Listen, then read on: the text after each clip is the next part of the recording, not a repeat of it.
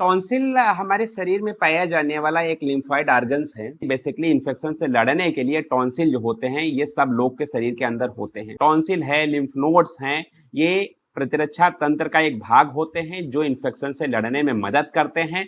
तो टॉन्सिल मुख्य आम रूप से सभी लोगों के अंदर पाया जाता है। तो टॉन्सिल के अंदर जब सूजन आ जाती है तो इस चीज को टॉन्सिलाइटिस बोला जाता है।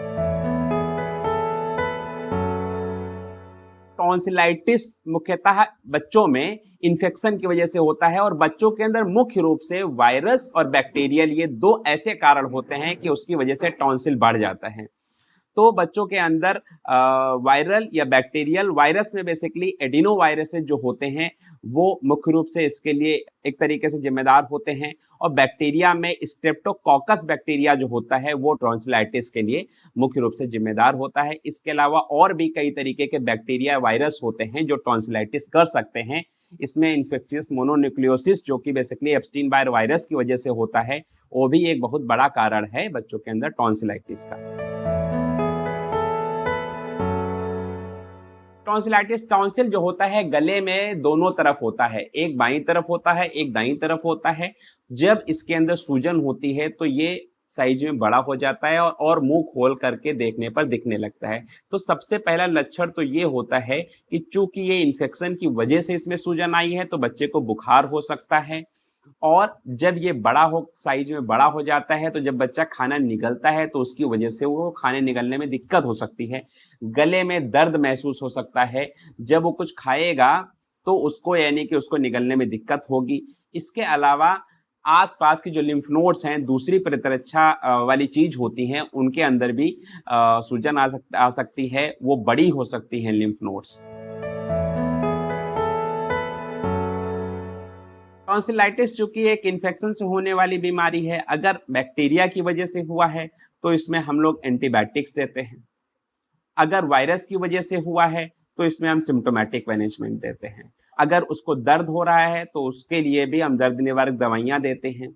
और तीसरी चीज, अगर टॉन्सिल्स बहुत ज्यादा एनलार्ज्ड हैं और उसमें पस का फॉर्मेशन हो चुका है तो हम उसको सर्जरी के द्वारा निकालना भी पड़ सकता है, या उसके अंदर का पस ड्रेन भी करना पड़ सकता है।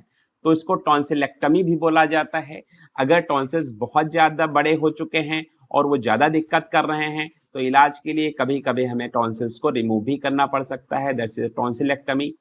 तो इस तरीके से इसमें सिम्टोमेटिक मैनेजमेंट करते हैं, क्यूरेटिव मैनेजमेंट करते हैं, और अगर कोई कॉम्प्लिकेशन हो रहा है तो उसका भी मैनेजमेंट करते हैं। दूसरी चीज ये है कि अगर किसी तरह की कोई दिक्कत हुई है तो हमारे एलोपैथी जो है बेसिकली उसमें हम लोग सिम्टोमेटिक और क्यूरेटिव दो तरीके का इलाज करते हैं। सिम्टोमेटिक में बेसिकली जो दिक्कत हो रही होती है, अगर बुखार आ रहा है तो बुखार की दवाई दे रहे हैं, गले में दर्द हो रहा है तो दर्द की दवाई दे रहे हैं, उल्टी हो रही है तो उल्टी की दवाई दे रहे हैं, सिर दर्द हो रहा है तो सिर दर्द की दवाई दे रहे हैं। तो इस तरीके से इसको सिम्टोमेटिक मैनेजमेंट बोला जाता है। क्यूरेटिव मैनेजमेंट का मतलब ये होता है कि जिस इन्फेक्शन की वजह से, जिस वजह से वो दिक्कत हो रही है उस वजह को ट्रीट करना। अगर बैक्टीरिया की वजह से है तो उसके लिए आप एंटीबायोटिक्स दो, वायरस की वजह से तो एंटीवायरल्स दो। तो ये सब चीजें होती हैं। इसके अलावा हम लोग कुछ ऐसी और चीजें फॉलो करते हैं कि जो उसके जिसको घरेलू उपचार भी आप कह सकते हैं, कि आखिर आम लोग किस तरीके से उसको घर के अंदर रह करके सिंपल तरीके से उसको मैनेज करें। तो घरेलू उपचार के नाम पे हम इसमें गले को शुद्ध करने वाली जो चीजें होती हैं, जैसे उसमें शहद है, 1 साल के नीचे शहद नहीं देना है। 1 साल के ऊपर के बच्चे को अगर टॉन्सिलाइटिस है, खांसी आ रही है, फेरिंजाइटिस है, तो उसमें शहद वगैरह देते हैं तो वो बच्चे के लिए फायदा करता है। तुलसी भी दे सकते हैं उसको, दालचीनी वगैरह भी दे सकते हैं। तो तरीका होता है देने का, वो आप पर्टिकुलर डॉक्टर से परामर्श ले करके उसका कैसे सेवन करना है इस बारे में आप जानकारी ले सकते हैं। अगर बच्चे की उम्र 8 साल से बड़ी है तो उसको गार्गलिंग भी करवा सकते हैं। गलाला करवाना है, किस तरीके से करवाना है ये भी आपको पता होना चाहिए। गार्गलिंग के बाद जो भी गार्गलिंग का पानी होता है उसको निगलना नहीं होता है, उसको बाहर निगल देना होता है। गार्गलिंग के लिए बेसिकली ल्यूक वार्म वाटर लेते हैं, उसमें थोड़ा सा नमक मिलाते हैं, इसके मुंह के अंदर रख करके उसको गार्गल करके पानी को बाहर निकालना है, अंदर की तरफ निगलना नहीं होता है। इसके अलावा गले को थोड़ा सा गर्म रखने के लिए आप मफलर वगैरह का भी यूज कर सकते हैं, जिससे कि वहां पर वार्मथ बनी रहे। वार्मथ होने से क्या होता है कि चीजों को थोड़ा सा यानी कि दर्द वगैरह में कमी महसूस होती है। तो इस तरीके से इसका हम यानी कि इलाज कर सकते हैं घरेलू उपचार के द्वारा भी और दवाइयों के द्वारा भी। टॉन्सिल भी बेसिकली तभी होता है जब बच्चा किस प्रोन होता है, उसकी इम्यूनिटी कमजोर होती है, तभी उसको टॉन्सिल होता है। दूसरी चीज ये होती है जब ठंडा गर्म हो जाता है कि बच्चे जो होते हैं गलत समय पर बहुत ज्यादा ठंडी चीजें अगर खा लेते हैं तो उस वजह से भी टॉन्सिल्स हो जाते हैं।